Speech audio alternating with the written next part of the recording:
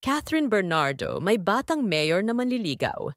Si incumbent Lucena City Mayor Mark Alcala nga ang isa sa mga nanliligaw ngayon sa aktres na si Catherine Bernardo. Ayon po yan sa isang unimpeachable source ng cabinet files mula sa article ng Philippine Entertainment Portal. Single and ready to mingle na nga ang actress na si Catherine Bernardo. Kaya tila parami na ang nalilink kay outstanding Asian star Catherine simula nang mag-break sila ng dati niyang jowa na si Daniel Padilla. Pero bago pa man ito, nauna nang nalink kay Catherine ang mga aktor na sina Jericho Rosales, Alden Richards, Donnie Pangilinan at Dominic Roque matapos silang maispatan ng mga marites na kasama ang aktres sa ilang okasyon at mga gala niya. Hindi rin naman kasi natin masisisi ang mga ito dahil sikat at maganda ang aktres. Ngayon ay si Lucena City Mayor Mark Alcala naman ang nangliligaw kay Catherine. Kilala si Mark ng mga tao na mahilig sa showbiz dahil siya ang dating karelasyon ng GMA7 actress na si Ashley Ortega. Si Ashley ang kasama ni Mark nang magsumite ito ng kanyang kandidatura bilang alkalde ng Lucena City noong October 8, 2021. Nanalo siya sa eleksyon na idinaos noong May 9, 2022. Tinagurian din siyang most eligible bachelor public servant ng kanyang henerasyon. Pero ang magandang love story nila, Mark at Ashley, ay hindi rin nagtagal dahil naghiwalay sila noon lamang 2022. Nangyari daw ito matapos mahalal bilang alkalde ang kanyang boyfriend.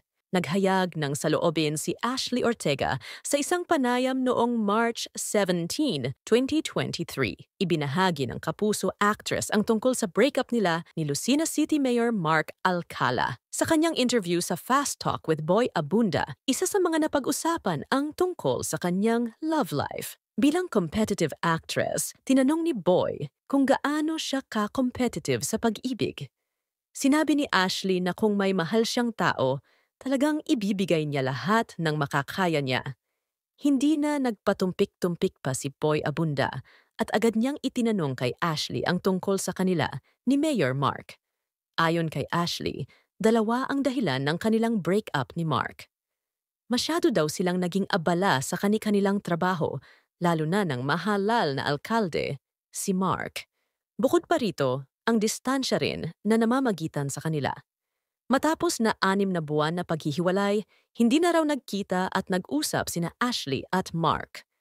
Gayunpaman, mutual decision ang paghihiwalay nila. Ang sumunod naman na nabalitang na link kay Mayor Mark ay ang pro volleyball player at team captain ng PLDT High Speed Hitters na si Mika Reyes, ex-girlfriend ng aktor na si Jerome Ponce. Naging maintriga ang pagkaka-link nilang dalawa sa isa't isa dahil si Mika ang sinasabi noon na third party sa breakup nila, Mayor Mark at Ashley Ortega. Spotted din sila ng mga marites habang masayang nanonood ng 2023 FIBA World Cup quarterfinals sa MOA Arena at pati si Gerald nga ay napalingon. Ayon pa sa ulat ay naghiwalay na daw sila Mark at Mika kaya malaya nang makapanligaw kay Catherine, ang 30-year-old mayor ng Lucena City. Walang kinalaman sa showbiz si Mark pero popular siya sa social media. Bukod sa artistahin at may pagka-Korean beauty si Mark, kilala si Mark sa larangan ng sports.